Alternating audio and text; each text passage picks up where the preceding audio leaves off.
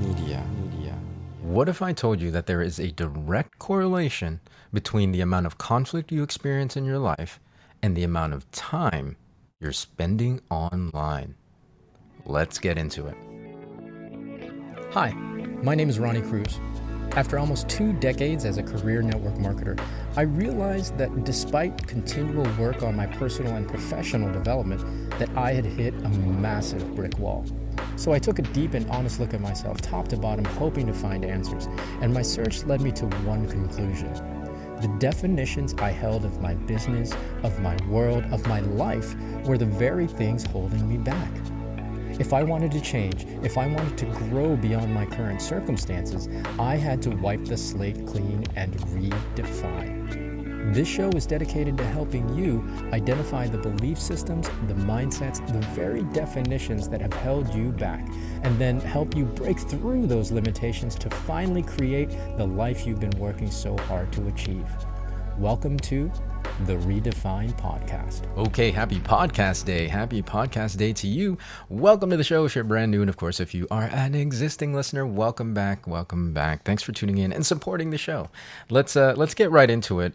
I want to continue the conversation from last episode where we talked about suffering and how so much of the suffering we experience in life is the direct result of the fictitious problems we create in our mind, right? The Eckhart Tolle quote.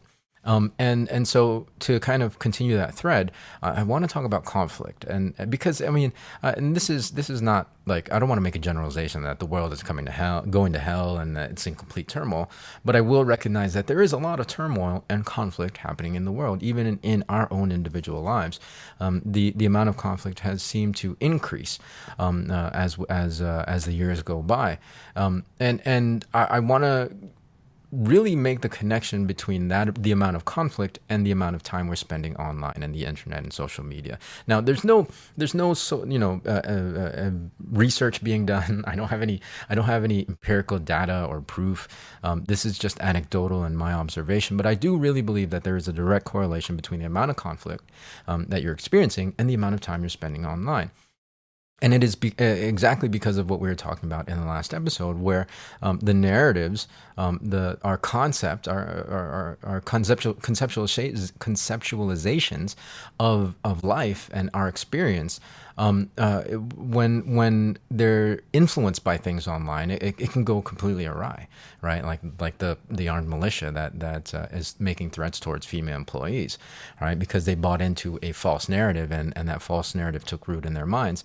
It created more problems and suffering, and so I want to get into first like the mechanism of how it works and why this happens, and then talk about things you can do to kind of mitigate this and to deprogram your it's really to become more purposeful and intentional with the narratives that you're weaving about the reality that you're experiencing, and so. To kind of kick things off, I want to talk about what inspired me to talk about this topic. I posted something on Threads yesterday that inspired this episode. I posted that I love all Star Wars. I'm a big Star Wars fan, in case you didn't know. But I wanted to post a Star Wars post to connect with more Star Wars fans, right? Like I really love Threads for that, and they're very good at connecting you with people of like mind and similar interests. So I posted that I love all Star Wars, and that my favorite movie in the sequel trilogy is having a brain fart. The Last Jedi. So I love all Star Wars, and my favorite film in the sequel trilogy is The Last Jedi. Again, with the intention of connecting with more Star Wars fans. Now, I knew that inevitably I would get some kickback because there are fans that just disagree with everything, especially in the Star Wars world. There is a certain, faction in the Star Wars fandom that can be pretty toxic. And so what ends up happening is that somebody commented on that post, really kind of assumptive, first of all, and judgy, right? And very entitled, this entitlement and feeling like his opinion was the right opinion about Star Wars, and presenting that opinion as if it were actual fact and reality, right? Right. His retort was something to the extent that a true Star Wars fan knows that the original trilogy is the only real trilogy and the only real Star Wars. Everything after Disney was junk, and Disney really ruined what Star Wars means. Okay, yeah, I mean, I'm not unsympathetic to his opinion. Like, obviously, he's dissatisfied with it, and I feel bad for him for something that, I think he actually really loves, although he doesn't communicate it that way. But he has some part of him that loves Star Wars, but is very dissatisfied with the existing Star Wars world.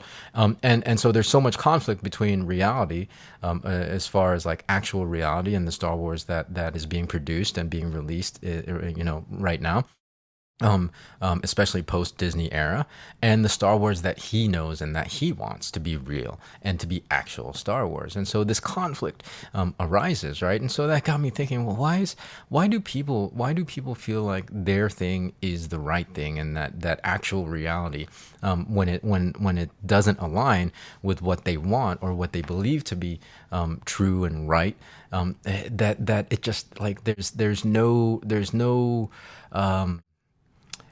yeah, well, there's no negotiation there. Negotiation is not the right word, but you know what I mean. Like there's no acceptance that, okay, this is my subjective truth and my subjective beliefs about Star Wars, versus objective truth and objective reality, right? There's no kind of halfway point there, right?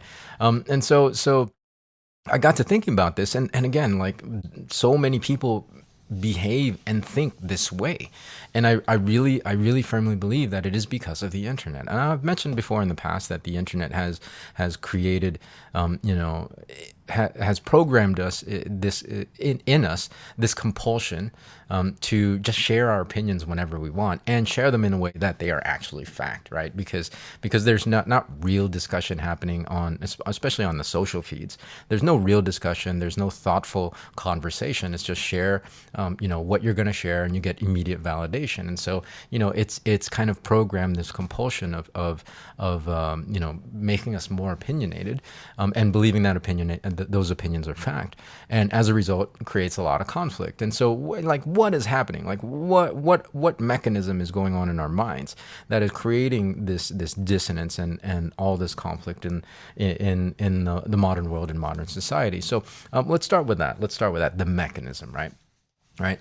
Our minds are a beautiful thing. I always talk about that. And I like to think about our brains and our minds as, the best supercomputer ever, right? Like there's no supercomputer that humans have built that can compare to what our minds can do.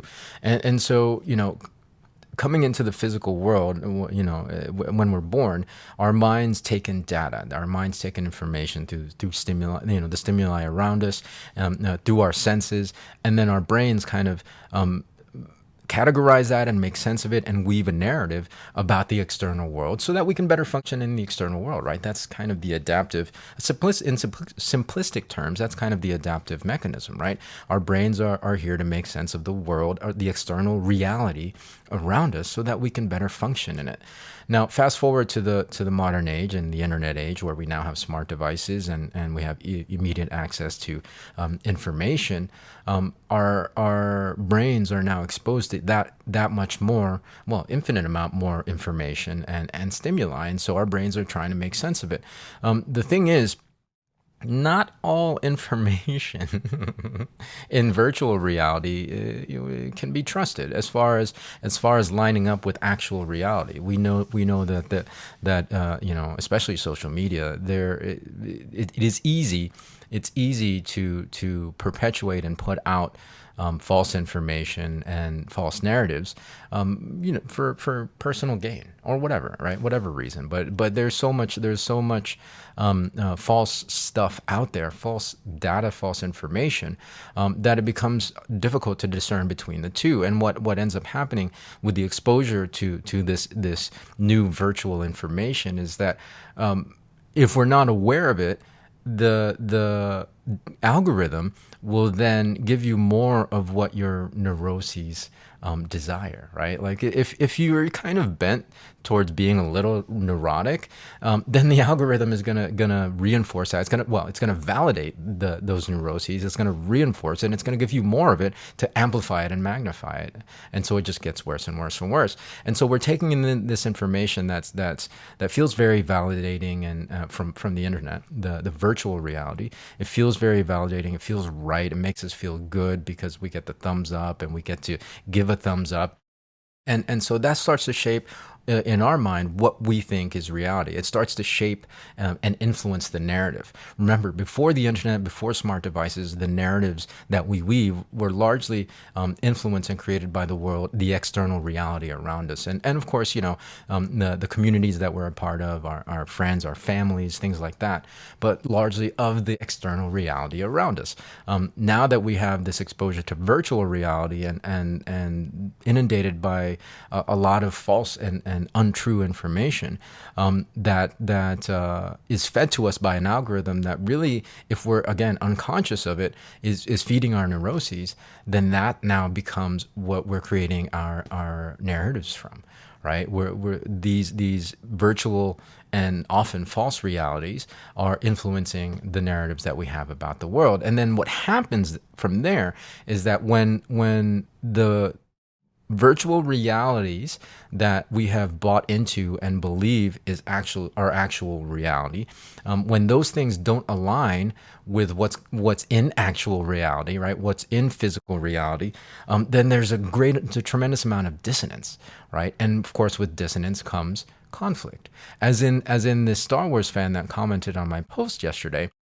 There's obviously a conflict between what I believe is Star Wars and what he believes is Star Wars, and instead of meeting me halfway or finding a middle ground, in leaving that comment, I don't know, it's the unconscious hope of trying to rework and mold the external reality to align up, and to be aligned with his own internal narratives. Right. And same thing happens with any, Star Wars is pretty innocuous as far as the topic, but in terms of political views and religious views, it can get really, really polarized, and the discourse just doesn't happen. It just doesn't happen because of the dissonance. And discourse doesn't happen, and conversation doesn't happen because we can immediately go back to the internet and social media and get validation of our worldviews, right? Even if those worldviews don't align with the real external reality, we can go to virtual reality and get validation of those worldviews. And so, the stuff that's happening online, I mean, we already see conflict online, and how ugly people can be in comment threads. But then that's now coming off of line, and people are starting to behave act out offline in actual reality because of the narratives that are in their narratives that have been influenced by the virtual and often false realities, i.e. The example, of course, is the militia that's making threats towards FEMA employees here in Western North Carolina during the relief efforts. And so, yeah. The exposure to the stimuli and information online is very, very detrimental. There's no way around that fact. All right. There's even discussions, and I don't have the information and the research papers done, but there are discussions and research being done on the effects of social media on kids, right? On kids and teenagers who are haven't really developed their fully developed their identities, but they have all this stimuli and data coming in, and who knows what's true, who knows what's not true. Like there's no sifting and sorting in any of it, and so the young are very vulnerable to this happening, and we see a lot of kind of mental health issues as a result, because what they think is reality, having their faces on in their mobile devices and on social media at all times, what they bought in as reality, which is only virtual reality, it doesn't line up with actual reality. Then yeah, then of course it's going to create a lot of mental illness, right? And again, we just go, the compulsion is to just go back to the device and back to the internet, because it validates and it reinforces those worldviews and those neuroses. So yeah, it's a real issue. And again, as we talked about in the last episode, number one, the first step is gaining awareness of this, and that's why I want to talk about today. I want you to be aware of this mechanism so that you can see it happening in yourself, especially if you're finding yourself in a lot of conflict and disagreement. Right? Yeah, disagreement's okay, but understanding where it comes from allows us to kind of to have a healthier discourse around the disagreements, as opposed to, again, running back for to the internet for validation. All right. Right. So now you know the mechanisms and why this stuff is happening, and potentially why you have more conflict. What do? The first step is, well, of course, awareness, and know that this is happening, and then step away, right? Unplug. I know, I've known a lot of people now that have done, device and social media and internet detoxes, and it's a real thing. You really have to do it. You really have to do it, especially if you're just kind of becoming aware of these mechanisms and of what's happening. You got to take a step back, because take a step back and understand how much influence this data and information that you're getting from the internet and social media is really having on your life, right? And accept that. And so step away from the social feed. Step away. Really resist the urge to doom scroll. I've done this for years, and is that, like, don't wake up in the morning and immediately go to social media, right? Don't immediately check your phone even. And that's a great first step. But as a whole, if you can do a detox, like a 1 week detox from the internet, you can start to kind of get regrounded back in actual reality, right? Actual external reality, and look at external reality and how much of what you previously have bought into from the internet is actual physical external reality, right? But that can only be done if you detox, right? If you detox. So unplug is the next step. And so, and after that, after you've taken enough time and off the feeds, and you're ready to get back on, because it's hard not to, because even for me, it's really one of the primary ways I engage with the external world off the mountain, because I don't live in civilization. So when you get back online, really look at it objectively, right? Because what you were thinking before and things that you were buying into before was subjective. So really try to look at it objectively, and think about the external reality that you were able to kind of get regrounded in during your detox, and compare that to the reality that you're buying into online. And if there's any dissonance between the two, realize that the dissonance is created by the information that you're consuming on the social feeds. And this is where, again, that level of awareness is really, really important, because if you're not aware of it, you can't guard yourself mentally from these false narratives and this false information that's online, that's influencing your then worldview. Right. So you have to really raise your level of awareness. So when you go back online after your detox, take what you know to after having been regrounded in actual external reality, and compare it to the things that you're seeing online. And if there's dissonance, understand that dissonance is a result of the exposure and the information and the stimuli that you're getting from the online world. And then from there, you can just be more intentional and purposeful with what you consume online, and develop your strength and wherewithal, again, to keep your mental guard up against those things that when you see and start to feel like, ooh, I agree with that, especially something very polarized and potentially could create conflict, right.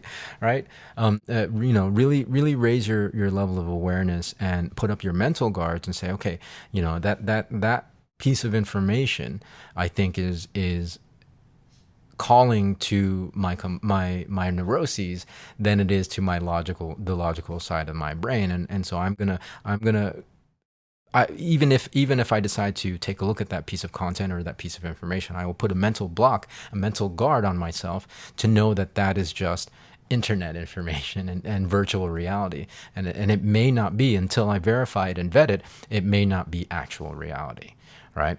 I know it's kind of a tough process, and it's something that you have to train yourself to do over time. It's not going to happen immediately, but there is I think an important need for us to really program ourselves and develop the ability to recognize, to be able to sift and sort through the stimuli and the data that we're taking in from social media, because obviously, as we talked about today, it can make a huge impact, and it can greatly influence your worldview, and then you can take that out into the actual reality and into the external world, and if it's not a good view, then it could create a lot of conflict for you. So so those two things, obviously, well, three things: raise your awareness about what's happening, then unplug, do a detox, and then when you get back online, understand that really examine the difference between actual external reality